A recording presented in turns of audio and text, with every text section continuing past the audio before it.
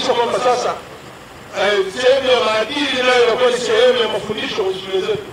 Kwa hiyo kuwakusanya pamoja na mabinti na kuleta kwenye sekondari yao ya girls ina malengo ya kuwalea hawa, kuwajengea misingi hawa, kuwawezesha kufikia kwenye ndoto zao hawa. Na serikali yetu chini ya rais wetu imewekeza ulinzi na elimu ya mtoto wa kike ili afikie ndoto zake. Na ni swala ndoto ni pia na kiume, lakini kwa mtoto wa kike kwa sababu ya nature ya mazingira yake ameongezewa pia pamoja na sheria ya kumlinda. Ile sheria ile ambayo inasumbua sana vijana mpo. Naijua ile. Niwakumbushe. Yeyote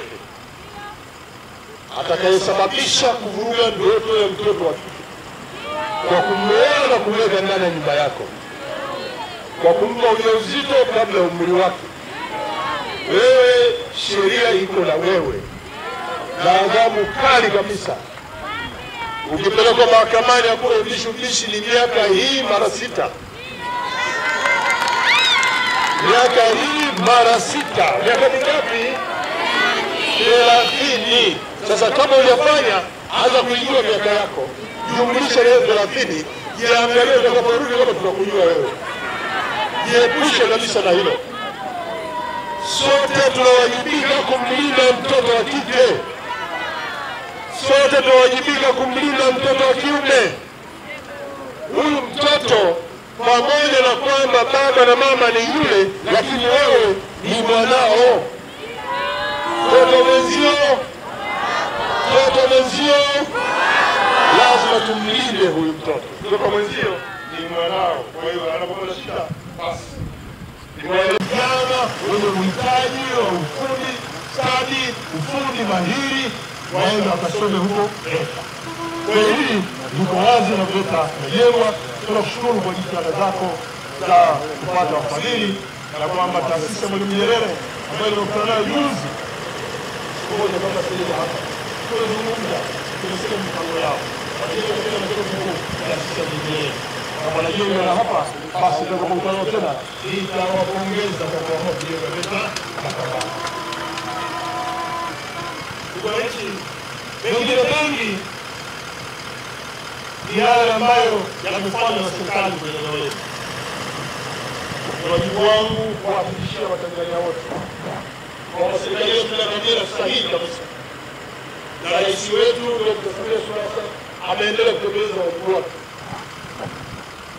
Mipango ya maendeleo kwa ajili yenu imeimarishwa, na sisi tumejikita hasa kwenye maeneo mnayoyagusa kwenye maisha yenu ya kila siku: elimu, afya, maji, umeme, barabara, kilimo, lakini uwezeshaji kwenye sekta ya biashara ili kuinua kiwango cha biashara, ili kuibua maeneo ya kujishughulisha kwa wananchi wetu.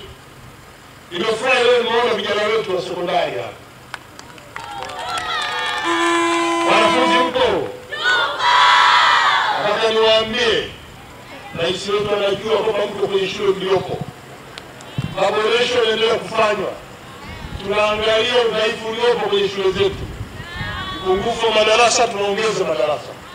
Tuna shule za kata nyingi, sasa tumeamua kujenga mabweni na mabwalo ili wanafunzi wetu wakae huko wale huko. Lakini tuna shule hizi ambazo tumeamua kuwa za wasichana tu na wavulana tu. Lengo ni kuhakikisha kwamba sasa sehemu ya maadili nayo inakuwa ni sehemu ya mafundisho kwa shule zetu. Kwa hiyo kuwakusanya pamoja na mabinti na kuleta kwenye sekondari yao ya girls ina malengo ya kuwalea hawa, kuwajengea misingi hawa, kuwawezesha kufikia kwenye ndoto zao hawa. Na serikali yetu chini ya rais wetu imewekeza ulinzi na elimu ya mtoto wa kike ili afikie ndoto zake. Na ni swala ndoto ni pia na kiume, lakini kwa mtoto wa kike kwa sababu ya nature ya mazingira yake ameongezewa pia pamoja na sheria ya kumlinda.